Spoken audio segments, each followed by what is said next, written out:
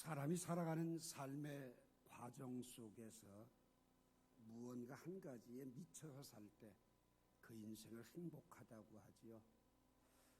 여러분 정말 행복하십니까? 미쳐 있는 게 여러분 어떤 것이라고 생각을 해요? 자다가도 벌떡 깨고 그것 하면 피곤한 줄 모르고 날밤을 새도 지루한 줄 모르고 여러분들의 삶 속에 무언가 붙들려 살아가고 있다라고 생각하는 게 뭔지요? 사람 따라 참 다양합니다. 굉장히 다양하지만 오늘 이 자리에 있는 여러분들은 무언가 하나에 미쳐 살아가는데 그 무언가가 어떤 거냐라고 하는 거죠. 그게 정말 목숨을 걸 만큼 내 인생을 행복하게 하는 것인가 한번 물어보고 생각해 볼 필요가 있다는 겁니다.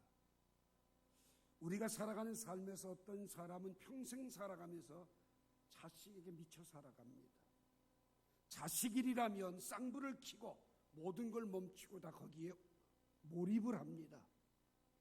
당연히 자식을 위해서는 그러는 게 부모 아니겠느냐 이렇게 얘기하는지 모르지만 죄송하지만 여러분과 제가 미쳐야 될 걸 바르게 미치지 않으면 그건 우상이 되기 때문입니다. 자녀가 우상인 경우, 직장이 우상인 경우, 명예가 우상인 경우, 그리고 자기의 삶에 사랑하는 연인이 우상인 경우들이 비일비재합니다. 미쳐도 우상이 되지 않는 것 뭐가 있다고 여러분 생각하십니까? 내가 미쳐도 그건 절대로 우상이 되지 않는다. 여러분 우상이 된다라는 말은 결국 미치면 거기에 상처받게 된다는 얘기입니다. 자식에게 평생 목숨 걸어보십시오. 돌아오는 건 상처밖에 없습니다. 여러분 직장에 평생을 걸고 헌신해 보십시오. 여러분 하고 있는 사업에 평생 목숨을 걸어보십시오. 돌아오는 건 다 상처입니다. 왜? 잘못 미쳤기 때문입니다. 오늘 이번 말씀은 사도 바울의 전도 여행 가운데서 가장 많은 시간, 여러분 말썽 많은 고린도에서 1년 6개월 동안 보냈고, 엄밀하게 사도행전 19장의 근거에서 얘기한다면 사도 바울은 에베소 회당에서 석 달 동안을 강론을 했고요. 두란노 서원을 세워놓고 거기서 2년 동안 밤낮 말씀을 가리켰던 사건을 우리는 접하게 됩니다. 오늘 보면 31절에 보게 되면 바울은 2년 3개월의 그 사역을 3년간이다라는 표현을 하고 있습니다. 엄밀하게 보자면 2년 3개월 사도 바울에게는 가장 많은 심혈을 기울였고 가장 많은 땀을 흘렸고 가장 많은 공을 들였고 가장 많은 시간을 투자했던 에베소 사역을 정리하면서 예루살렘으로 향한 다시금 하나님의 부르심을 향하여 송별식을 하는 고별 설교의 내용이 오늘 본문입니다. 에베소 교회 장로들과 함께 송별하면서 송별 메시지를 전하고 있는 내용이 오늘 여러분과 제가 읽었던 말씀입니다. 여기 오늘 말씀에 보게 되면 24절에 보면 하나님의 은혜의 복음을 증언하려 하면은 그 일을 마치려 하면은 나의 생명조차도 조금 더 귀한 것으로 여기지 아니한다 이렇게 얘기합니다. 목숨을 걸 수 있는 사명이 있다고 하는 건 바울에겐 최대의 행복이었습니다. 여러분 사명이 뭡니까? 여러분의 사명이 뭡니까? 내가 뭘 해야지 되며 어떤 일에 목숨을 걸어야 되는지조차도 모르면서 크리스찬이라고 살아가는 사람들이 너무 많다는 거죠. 내가 목숨을 걸 수 있는 그 사명을 깨닫고 거기에 목숨을 건다면 그 인생은 이 세상에서 가장 해피한 사람입니다. 아까도 말씀을 드렸어요. 목숨을 걸어야 될 때는 걸질 않고요. 엉뚱한 데 목숨을 거는 사람들이 얼마나 많습니까? 오늘 여러분과 제가 요나라고 하는 선지자는 자기의 삶에서 목숨을 걸어야 될 사명에는 걸질 않고 애국심에다가 사명을 걸고서 니느웨로 가라는 명령을 저버리고 다시스로 도망을 갑니다. 목숨을 걸어야 될 사명엔 목숨을 안 걸고 애국심에 사명을 걸어요. 그 결과 어떻게 됩니까? 내리막길을 걷게 되고 풍랑을 만나게 되고 제비를 뽑히게 되고 바다에 던져지게 되고 고기배 속에까지 들어갑니다. 그가 요나서 2장을 보게 되면요, 하나님 앞에 고기배 속에서 철저하게 회개하면서 요나서 2장 9절에 이런 고백을 해요. 거짓되고 헛된 것을 숭상하는 모든 자는, 거짓되고 헛된 것을 숭상하는 모든 자는 자기에게 베푼 은혜를 버렸다. 요나는 결국 거짓된 걸 붙잡았고 헛된 걸 숭상했다라고 고백을 합니다. 뭐예요? 우상 만들었다는 겁니다. 그 결과 그는 말할 수 없는 풍랑을 만나게 되고 그 고초 속에서 회개하면서 우상을 회파해버리는 고백을 하고 있습니다. 오늘 이 시간 여러분과 제가 기억해야지 될 것은, 우리는 무언가 한 가지씩은 다 목숨을 걸고 살아가는데 어디에 목숨을 거느냐, 이건 대단히 중요합니다. 오늘 복음을 전하는 일에 이것이 내 사명이다라고 깨닫고 거기에 목숨을 건다면 여러분은 인생의 가장 행복한 삶을 살 수 있습니다. 동의가 잘 안 되죠. 공감도 잘 안 되고요. 뭐 복음 전하는 건 목사나 할 일이지, 우리야 뭐 그냥 예배나 잘 드리면 되지. 여러분 행복하지 않잖아요. 믿는 것 같지도 않잖아요. 힘들잖아요. 왜? 내 사명을 모르니까 힘든 거예요. 내 사명을 알고 나면, 그리고 거기에 목숨을 걸겠다라고 하는, 나의 생명을 조금 더 귀한 것으로 여기지 않겠다라고 하는 다짐이 생겨지고 삶이 생겨진다면 그때는 신나는 겁니다. 여러분과 제 인생은 그래요. 바른 사명을 깨닫고 목숨을 걸면 모든 게 신나고 즐겁게 돼 있습니다. 바울이야 선교하는 사람이니까. 아니요. 예수 그리스도의 보혈로 구원받고 구속함을 입은 모든 그리스도인들은 우리에게 보내어진 장소, 오늘 내가 서 있는 그곳, 오늘 나를 하여금 내 주변에 만들어진 모든 조성된 환경 속에서 주님이 나에게 원하는 건 뭐예요? 너희는 먼저 그의 나라와 그의 의를 구하라는 거예요. 그게 여러분과 저의 사명이에요. 그 사명을 알고 그 복음을 전하기 위해 내 목숨을 건다면 그 사람은 행복한 삶을 살아갈 수 있다라고 하는 거죠.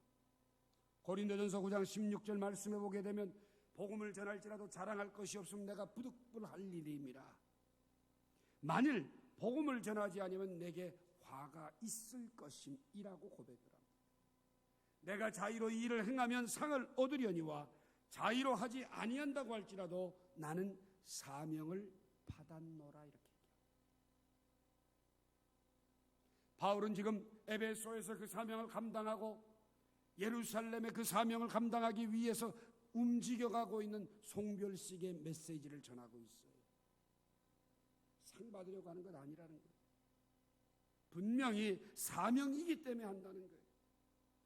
예레미야 20장 9절에는 예레미야 선지자는 너무나도 힘들고 어려워서 내가 다시는 하나님의 이름을 선포하지 않겠다, 그 이름 말하지 않겠다. 그런데 자기 마음엔 불붙는 것 같아서 골수에 사무쳐 견딜 수 없어 전하지 않을 수가 없다라고 고백을 합니다. 오늘 이 자리에 있으면서 한때 하나님의 은혜를 경험하면서 부름받아 나서님은 어딘지 가겠다고 울면서 기도하고 주님 보내시는 그곳에서 주님 뜻대로 살겠다고 고백했던 경험이 있는지요? 그런데 지금 베드로처럼 모든 걸 다 버리고 엉뚱한 자리에 서서 방황하며 헤매이며 안타까운 삶을 살고 있지는 않은지요? 요한복음 13장 36절에 보면 베드로가 주여 내가 지금은 어찌하여 따라갈 수 없습니까? 주를 위해서 내 목숨을 버리겠습니다. 그런데 주님 뭐라 그럽니까? 내가 나를 위해 내 목숨을 버리겠느냐? 진실로 진실로 내게 이르노니 다 굴기 전 내가 3번 나를 부인하리라. 여러분, 내가 목숨을 건다고 해서 걸어지는 것도 아니에요. 오늘 여러분과 제가 주님의 은혜를 경험하면서 내가 정말 해야 할 일이 무엇인가 사명을 바르게 깨닫고 그 목숨을 걸 수 있는 사명을 발견한다면 그때부터 인생은 행복해지기 시작해요. 왜요? 사명을 깨달았기 때문에. 저는 사명이 없는데요. 여러분, 이 땅에 태어난 모든 사람은 사명을 가지고 태어납니다. 사명이 없이 태어난 사람은 단 한 명도 없습니다. 그 사명이 아무에게도 예외가 되지 않는 게 뭐냐? 은혜의 복음을 전하는 겁니다. 그 복음을 전하는 사명을 깨닫고 거기에 내 인생의 전부를 건다면 그 사람은 반드시 행복한 삶을 누릴 수 있게 된다고 하는 것을 기억하시기 바랍니다. 여러분 신앙생활 몇 년 차입니까?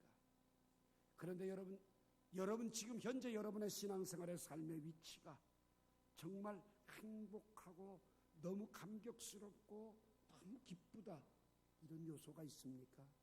없다면 오늘 결단하십시오. 내가 잘못된 데 목숨을 걸고 있기에 내 인생의 행복을 다 송두리째 잃어버리고 있다라고 하는 사실입니다. 그리고 인생의 참된 행복을 찾기 위해서라도 목숨을 걸 수 있는 사명의 자각들이 일어나게 되기를 주의 이름으로 축원합니다. 두 번째로 22절과 23절 보게 되면 보라 이제 나는 성령에 매여 예루살렘으로 가는데 거기서 무슨 일을 당할는지 알지 못하노라. 오직 성령이 각 성에서 내게 증언하여 결박과 환난이 나를 기다린다 하시나. 자, 여러분, 두 번째로는 환난도 막을 수 없는 사명입니다. 예루살렘을 가야 합니다. 가면 반드시 결박을 당할 것이고 환난을 당할 것이다. 이미 성령께서 마음에 감동을 주셨어요. 그런데도 불구하고 바울은 그 길을 간다는 거예요. 왜? 사명이기 때문에. 저는 이 메시지를 보면서 참 많이 감동이 됩니다. 진정한 사명은 환난이 무섭지 않구나. 진정한 사명은 시련 때문에 두려워하지 않는구나. 진정한 사명을 깨달았다면 어떤 고초도 문제될 게 없다라고 하는 겁니다.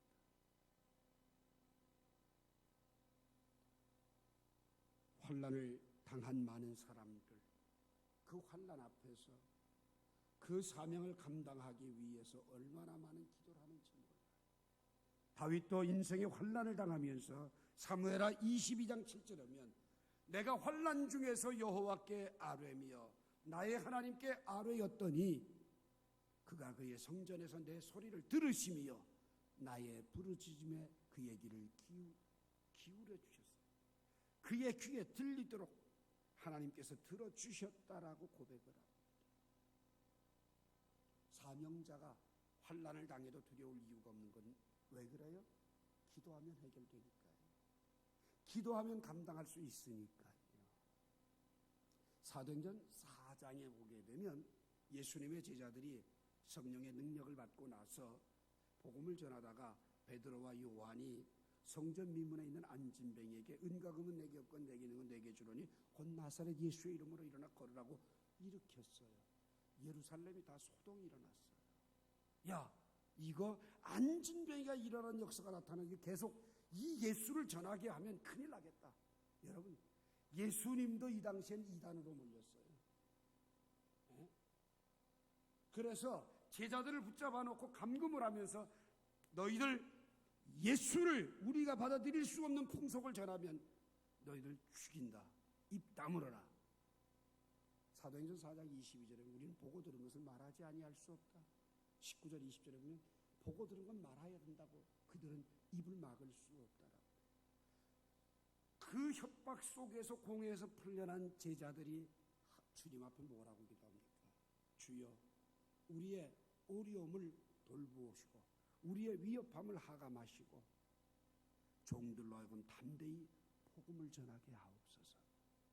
환난 때문에 목숨을 부지하기 위해서 거기에 굴복하고 침묵하는 것이 아니라 하나님 이 환난 속에서도 복음만은 전할 수 있게 해달라고, 목숨을 걸고 복음을 전할 수 있게 해달라고 그들은 그 환난 속에서 기도하며 복음을 전하게 될 때에 그 사도들의 말에 하나님께서 책임져 주시는 은혜들을 경험하게 했던 것을 기억하시기 바랍니다. 역대하 33장 12절에 보면 므낫세 왕은 환난 당하여서 하나님 앞에 간구하면서 하나님 앞에 그 환난을 통하여 겸손하게 기도했더니 하나님이 그 기도를 들으시고 그 간구를 받아주셨다라고 고백을 합니다. 그리고 하나님께서 그 놀라운 환난을 통해서 만남이 이루어지고 나니까 그때야 므낫세가 여호와께서 하나님이신 줄을 알았다고 성경은 기록을 합니다. 사도 바울도 고린도서 6장 4절부터 10절 말씀을 보게 되면 온갖 시련과 환난을 당하면서 그는 그 환난 속에서 주저앉고 침묵하는 것이 아니라 그 환난 속에서 더욱 사명을 향해 나아가는, 그러면서 그는 이런 고백을 해요. 죽임을 당하지 아니하고 근심하는 자 같으나 항상 기뻐하고 가난한 자 같으나 많은 사람을 부유하게 하고 아무것도 없는 자 같으나 모든 것을 가진 자라고 고백을 합니다. 사도 바울은 당신이 환난을 당하면서 어려움을 겪으면서 디모데후서 4장 16절에 보면 그는 처음 변명할 때처럼 자기와 함께하는 사람들이 없이 다 도망가 버렸어요. 그렇지만 그 허물을 그들에게 돌리지 않겠다고, 그러면서 그는 딱 한 가지, 사람을 선택한 것이 아니라 주께서 내 곁에 서서 나에게 힘을 주심은 나로 말미암아 선포된 말씀이 온전히 전파되어 이방인들로 듣게 하려 함이니라고 고백을 하고 있습니다. 참 여러분, 사도 바울은 함께하던 사람이 떠나가는 상처와 아픔 속에서 힘들어하고 어려운 것이 아니라 그들이 다 떠나가도 영원토록 떠나지 않고 나와 함께 계시는 예수님, 그분이 나와 함께 계시기 때문에 환난도 두려울 게 없고 내게 주어진 사명은 이방인들이 복음을 듣는 것이다라고 하는 선포를 하고 있다는 사실입니다. 오늘 환난과 핍박 가운데서도 믿음을 지킨 많은 사람들, 믿음의 선배들이 있지요. 시편 50편 15절에 환난 날에 나를 부르라 내가 너를 건지리니 내가 나를 영화롭게 하리로다라고 말씀했어요. 어떤 환난도 하나님을 부르면 건져주신다고 하는 약속을 믿기 때문에 환난도 막지 못하는 사명이라고 하는 사실을 기억하시기 바랍니다. 오늘 여러분과 저도 환난이 두려워서 사명을 던지는 사람이 아니라 환난도 막지 못하는 사명자들이 되기를 주의 이름으로 부탁합니다. 마지막 세 번째로 26절과 27절 보면 그러므로 오늘 여러분에게 증언하노니 모든 사람의 피에 대해 내가 깨끗하니 이는 내가 꺼리지 않고 하나님의 뜻을 다 여러분에게 전하였습니다. 무슨 말인고 하니 2년 3개월 동안 에베소에서 사역하는 동안에 만나는 모든 사람들, 내 곁에 보내주신 모든 사람들에 대해서 예수는 그리스도라고 밝히 전했다는 겁니다. 예수 믿어야 구원받고 예수 믿어야 삽니다라는 말을 누구에게든지 다 전했기 때문에 어떤 피해도 나는 깨끗하다. 오늘 여러분의 직장에서 또 여러분의 거주하는 집에서 여러분의 삶의 환경 속에서 만나는 사람들 5분 이상 함께 여러분과 붙여주시는 그 영혼들은 바로 주님이 여러분에게 여러분을 통하여 복음을 전하라고 맡겨주신 소중한 시간인 것을 기억을 하십니까? 내게 맡겨진 영혼, 그 영혼들에게 예수 믿어야만이, 예수만이 구원의 길이라고 하는 사실을 전파하셨습니까? 아니면 맡겨준 많은 영혼들을 침묵하면서 말 한마디 하지 못하면서 오히려 그 복음 전하면 내 직장 생활에 화가 있을까 봐 두려워서 침묵하고 계시진 않았습니까? 그 영혼을 찾으신다면 그 핏값에 대해서 우리는 책임져야지 됩니다. 특별히 오늘 사도행전 20장 20절 본문 말씀에 보게 되면 유익한 것은 무엇이든지 공중 앞에서나 각 집에서나 꺼리낌이 없이 여러분에게 전하고 가르쳤다. 우리 교회 2020 비전입니다. 2020 비전은 2020년의 비전이 아니라 오늘 여러분과 저의 영원한 비전, 내 곁에 누구든지 붙여주시면 그 생명을 살리기 위해서라도, 그 생명의 구원을 위해서라도 꺼리낌이 없이 예수의 복음만은 전하고 가르치는 여러분과 제가 되길 바랍니다. 사역자 여러분, 직분자 여러분, 여러분에게 맡겨진 영혼, 지옥 갈 사람 천국으로 가게끔 했습니까? 그들이 구원받은 것이 분명하다면 왜 믿음에서 멀어졌습니까? 죽었으면 살려내야 되고, 병들었으면 고쳐야 되고, 잠들었으면 깨워야 됩니다. 이것이 바로 예수의 이름입니다. 이 일에 목숨을 걸어야 될 이유가 있습니다. 그 사람의 핏값을 내게서 찾으시기 때문입니다. 에스겔 3장 17절에 보게 되면 이스라엘 족속의 파수꾼으로 너를 세웠다. 내 입의 말을 듣고 나를 대신하여 그들을 깨우쳐라. 악인에게 말하길 너는 꼭 죽으리라고 할 때 깨우치지 않거든 말로 악인에게 일러서 그 악한 길을 떠나 생명에서 구원 얻게 하지 아니하면 그는 그 죄악 중에 죽게 될 것이다. 그러나 분명한 건 그 핏값을 내 손에서 찾겠다, 이렇게 말씀하십니다. 오늘 내 곁에 단 2분 3분이라도 나와 함께 만날 수 있게 해주시고 대화할 수 있게 해주시고 나와 함께 나눌 수 있도록 은혜를 주셨다면 그 피에 대해 깨끗하기 위해서라도 예수의 복음만은 전해야 됩니다. 이것이 살 길입니다. 그래야 분명히 오늘 보면 에스겔 3장 21절에 보면 너도 내 영혼을 보존하리라. 여러분, 이 말이 무슨 말인 줄 아세요? 내가 예수의 복음을 전하지 않으면 내 신앙은 슬럼프에 빠지고 신앙생활의 의미도 잃어버리게 되고 믿음으로 사는 것도 아니고 아무것도 아닌, 정말 믿지 않는 사람과 다를 바가 전혀 없는 삶이 된다는 겁니다. 그러나 내가 생명의 복음을 전하게 될 때 내 영혼도 살리고 그 영혼도 구원하는 역사가 나타나게 됩니다. 이게 사명입니다. 그 모든 사람의 피에 대하여 바울은 깨끗하다. 나에게 만남을 주셨던 사람들에게 단 한 사람이라도 예수의 복음을 전하지 않은 사람이 없다. 여러분, 이런 생각 안 해보십니까? 교회 바로 곁에 살고 있는 사람이 20년, 30년을 살아도 그 많은 성도들이 단 한 번도 예수 믿고 구원받으세요라고 말하지 않았다면 그 핏값은 누구에게서 찾으시겠습니까? 집사님 옆에서 2년, 3년을 살았는데 단 한 번도 예수 믿어야 구원받습니다, 말 한마디 안 했다면 그 사람의 핏값은 누가 책임질 것입니까? 오늘 나만 즐겁게 성전을 다니고 신앙생활, 종교행위를 하는 종교인이 중요한 게 아닙니다. 종교인이 되려고 하지 마십시오. 사명인이 되시길 바랍니다. 사도 바울이 맡겨진 그 핏값을 책임지고 그는 디모데후서 4장 5절에 보면 그는 전도자의 일을 하면서 자기 자신을 다 피를 쏟아 전제로 부어 드리는 삶을 살았고 이제 내 인생의 마지막이 가까웠는데 나는 그 모든 사명을 다 감당해서 나의 달려갈 길과 선한 싸움을 싸우고 믿음을 지켰기 때문에 이제는 후로는 의로우신 재판장께서 내게 주실 그 면류관을 바라본다. 그런데 나만 그런 게 아니라 주의 나타나심을 사모하는 모든 사람도 역시 동일한 은혜를 베풀어 주신다라고 고백을 하고 있습니다. 오늘 여러분과 저는 피에 깨끗한 사명들이 되시길 바랍니다.